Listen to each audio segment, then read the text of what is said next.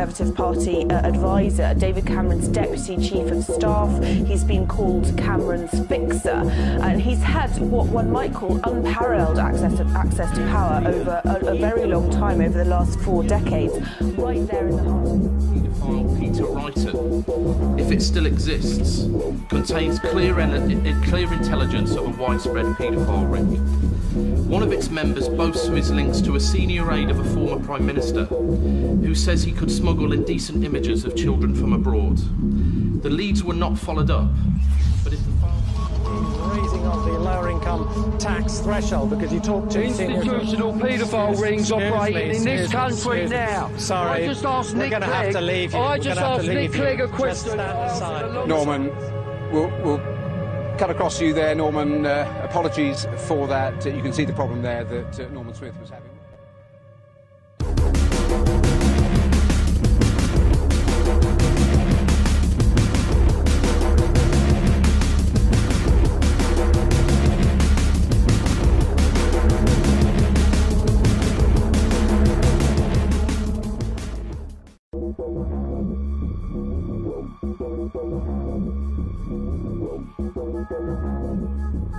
Bill, are you there?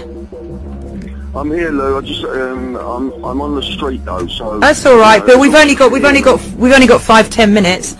Okay, so congratulations on your work and getting it out by the mainstream media. Can you tell us a little bit about? I know you can't say too much for legal reasons, and you don't want to bring any sort of harm to the guys who are exposing this. But can you just give the listeners here a brief rundown of what happened and how you got involved with this case of what's come out in the Sunday Express yesterday? I know you can't say too much. I know. Yeah. But if you can give us like the basics. Yeah, it will be very basic as well. Morning, everyone. First of all, I would like to start by saying that we have an international paedophile ring that's been operating within every democratic government on our planet. There has also been connections to the Middle East all over the world. We're looking at the killing of children. We're going back to just a guy called Sidney Cook, which those that are initiated into this subject will understand. We're looking at the torture of children. We're looking at snuff movies. I'll tell you what happened. One snuff movie, our victim was forced to film a snuff movie, all by Sidney Cook. This is our witness, the main witness that has come to us, because he doesn't want to go too far now with the police and the secret services, if you like, that are involved. So, you know, this is a very precarious position. We're talking about, and I'm not just talking about in this country, I'm talking about all over the world, every sovereign country, with everywhere. And I've been working on it for 6 months now, Lou, and even me, it has rocked me. Yeah. It has rocked me to my foundations. I cannot believe the names that are coming out. And as you know, Lou, you know, I've been doing this kind of work for a very long time. So Leon Britton, you know, a witness was attacked and raped by Leon Britton. Leon Britton is the one that they don't want to go for at the moment. Our witness identified Leon Britton by a tattoo that he has on his groin. Now, our witness drew the tattoo for the police, etc., etc. But like I say, I can't say too much. No. But it is horrific, and we're talking about. I think I would just like to say on a strong point towards the guy Robert Green. Yeah. Holly Gregg, Down syndrome. We're talking about disabled children being ferried between all the Channel Islands, especially the Isle of Sark, the Isle of Wight, Jersey and Guernsey. We're talking about, I don't know if you can put it down as a religion, as a satanic religion. Is it a religion? You know, I'm not just... Can you hear how I feel, Lou? You know, I can hear in your voice, Bill. I mean, how's the victim doing? He's exposed all this. You were with him with Chris. The victim, The victim is a very vulnerable person. He's also a very brave man for coming forward. He has a partner. He has a disabled partner that he is a carer to as well. He has suffered immensely himself. A child was killed in a bed next to him by Sidney Cook. Sidney Cook then went on to continue to use this victim that never died in that bed to perpetrate, if you like, and tried to turn him into one of them. Yeah. Sidney Cook made him shoot a film, like I say, a snuff movie. When that was done, he said, "Now you're one of us." Sidney Cook would choke children in their beds, or wherever the film was being shot. And as the victim put it, he said to me, he'd choke him, Bill, until he went blue, then he would blow in his mouth again. So what Sidney Cook used to do, he used to strangle, choke the kids, then resuscitate them. So if you like, kill them, bring them back to life, kill them, bring them back to life. This one incident went on over 3 weeks. This was our witnesses, Andrew. Andrew, what's his surname? Andrew? I haven't got his name in front of me.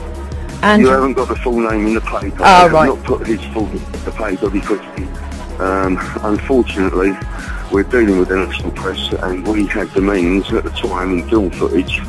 I was present at the whole interview, and we were advising Andrew, and at a couple of points, the interview became very heated. That's all I can say. Now, are we going to start seeing arrests, Bill? Well, I certainly hope so. But what I can say is I have a list, and it is not the full list, of 35 people, politicians, the majority of the public would recognise. They would recognise, and we're not just talking about men now, we're talking about women, not dirty old men. We're talking about the trafficking of children. And if I can just go back to Holly Greglow. Yeah, sure. A lot of these victims I can't say whose yacht it was, but I will tell you the particular story that I'm talking about. It was not Ted Heath's yacht, though the same was happening there. But on this particular yacht, Andrew was on it, and there was 3 or 4 normal kids on there, normal, if you like, up to between the ages of, say, 10 and 13. And then there were maybe 6 or 7 Down syndrome children. The normal kids, where they all had their trip, and then they were dropped off at Holland. But the Down syndrome kids were kept on the boat. Now everybody's got to remember that they didn't school these children purely with fear, Lou. A lot of them treated these kids really well. They put these kids into a sort of a fictitious adult world. They would let them smoke, they would let them swear, they would let them have a drink. And this particular woman done, can you hear me, Lou? Yeah, I can hear you fine, Bill. I would just like to tell everyone what this particular Member of Parliament done. I'll put it into the victim's own word. She grabbed hold of my head, Bill. She pulled me down to her C vagina, but he said to her C, and said, "Come and suck on this, you." He said, and the stench was repellent. It was disgusting. Oh my God, That Bill. was at a party. That was at a party. Sidney Cook, the child killer, was also at parties with Jimmy Savile and many other representatives of the entertainment industry, the political institutions, the legal institutions and the medical institutions, and it is horrendous. I mean, Bill, I can see in your voice you sound exhausted by it all. Well, we've only got a couple of minutes now, and I'll give you a call after the show. We are making a film. You are going to make a film, but what... Yeah, go on, sorry, No, the film is being made, Lou. We are in the production of the film. I have all footage of the interview with the Daily Express as far as this case is concerned.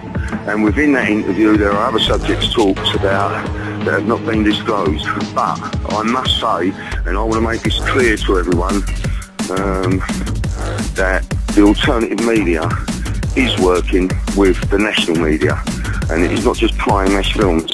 At the moment, I have a very small, tight team working on this, but the national media is working with the alternative media.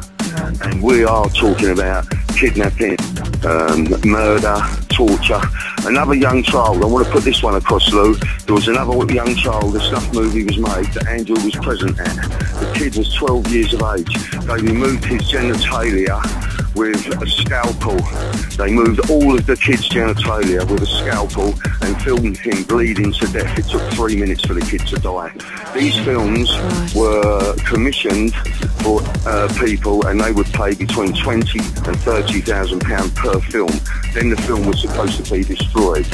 Now, there's, I don't want to say what operation it is, whether it's U-Tree, whether it's Fernbridge, whatever it is, but this is what is happening. And the police... And I just want to emphasise, Lou, that this is not a sexual thing.